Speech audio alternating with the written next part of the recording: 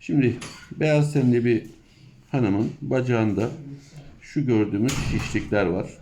Bunların sarkom olma ihtimaline ya da dönme ihtimaline binaen acıyor mu? Hayır. Binaen alıyoruz.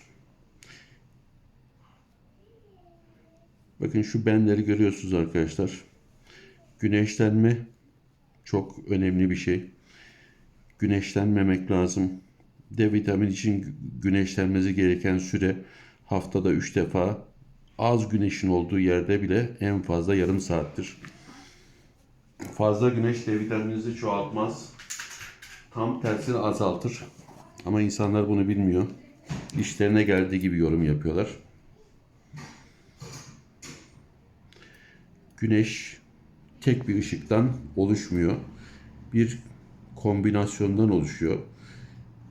Ultraviyole dediğimiz bir ışık türü var içinde. A, B, C'si. Bunları iyi öğrenin. İnternetten bakın. Güneşlenmek asla emniyetli bir şey değildir. Sizi sadece hasta eder. Bunlar patolojiye gidecek. Şunu kaba koyalım.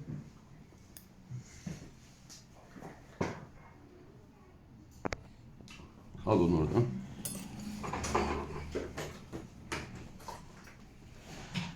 Bakın dışarı doğru. Şu etrafındaki şişliğin etrafında şöyle bir güneş gibi bir çekilme var. Bizi korkutan o oldu. Burada bir faaliyet olduğunu anlamı. Belki basit bir nedve oluştur ama ne olduğunu patolojiyle ortaya koymamız gerekiyor.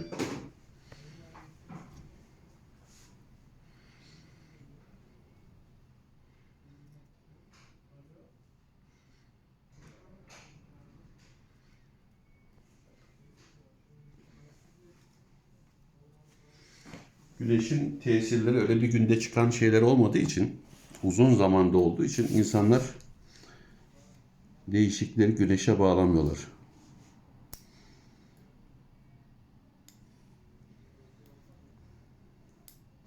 Normalde güneş ne renktir diye sorayım size. Herkes diyecek ki sarı. Demiş ama güneş ne renktir? Klasik görselde gördüğümüz gibi sarı, turuncu. Ama dünyadan bakarsanız sarıdır. Evet. Getir. Çünkü havada süzülüyor. Güneş havada süzülünce sarı gözüktüğü gibi ultraviyole de havada süzülünce farklı dalga boylarına giriyor. Kusura bakmayın yıkanın. 4-0 aç bana.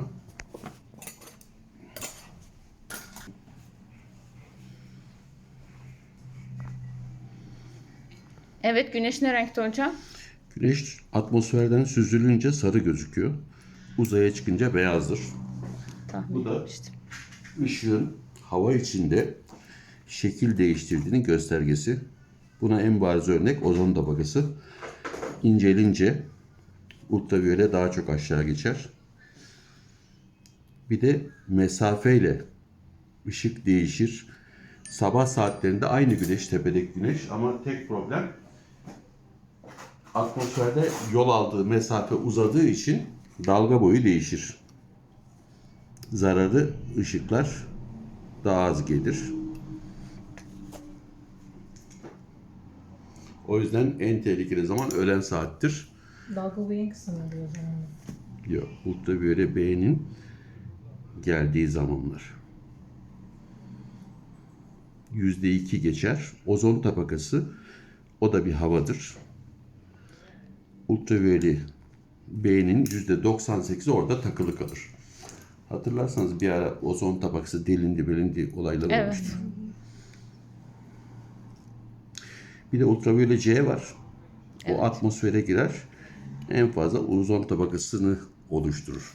Daha derine gelemez. Dolayısıyla uzaya çıktığınızda bunlara maruz kalırsanız ölürsünüz. O elbiseler korunaklıdır. Evet. Burası tamam. Biraz şöyle dönelim. Burada az bir kanamamız var şurada. Az tampon yapayım, ara ver. Sana da söylüyoruz baştan beri. Şimdi hocam peki bizim ultraviyole olarak vücudumuza geçirdiğimiz zaman hangi tür, yani C mesela Ultraviyole B bizim için gerekli. D vitamini sentezi için. Onu da söyledim. Güneşin az olduğu yerlerde Haftada 3 defa yarım saat kolumuzun iç kısmının en az gören yer orası olduğu için orayı feda edebiliriz. Güneş göstermemiz yeterlidir. Hangi saatlerde hocam? Güneş tepedeyken. Güneş tepedeyken ultraviyolenin en bol olduğu saattir. Güneş açı yaptıkça ultraviyole B azalır. A her vakitte vardır. O yüzden deriz ki 11 ile 3 arası güneşe çıkmayın. Güneş her zaman aynı miktar enerjiyi verir ama farkı havadaki kat ettiği mesafedir. Mesafe uzadıkça ışığın tesiri azalır, dalga boyu değişir. O yüzden güneş batarken nasıl gözükür battığı yer? Kırmızı. Neden? Aynı güneş. Güneşte bir değişiklik olmuyor.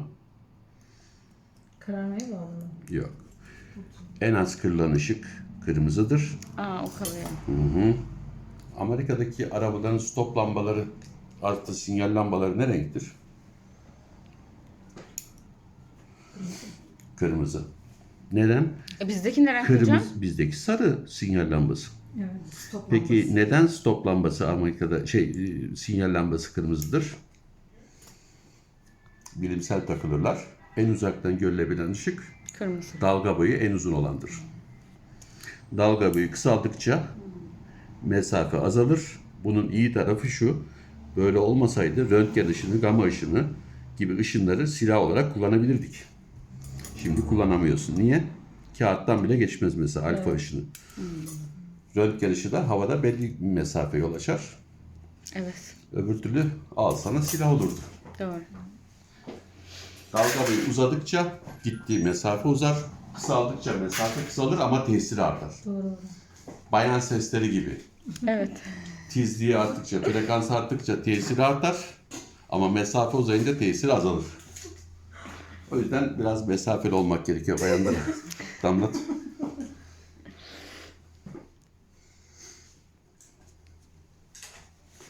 Doppler etkisine bakmanız lazım.